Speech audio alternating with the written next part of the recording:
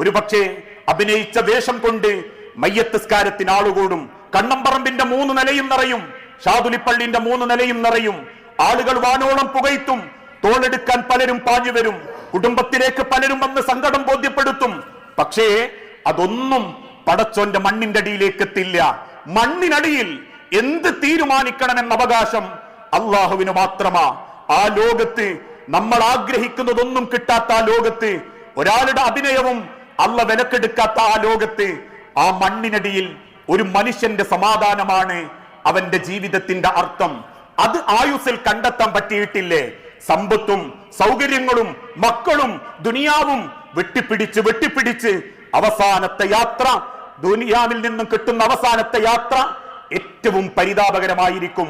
ആ പരിതാപകരമായ യാത്ര കത്തിപ്പോയ ഫ്ലൈറ്റിനേക്കാൾ, പൊട്ടിത്തെറിച്ച ബോംബിനേക്കാൾ ഭയാനകമായിരിക്കും എന്ന തിരിച്ചറിവാണ് മനുഷ്യരെ ഏതു മരണവും നമ്മളെ കണ്ടെത്തേണ്ടതും നമ്മളെ ചിന്തിപ്പിക്കേണ്ടതും.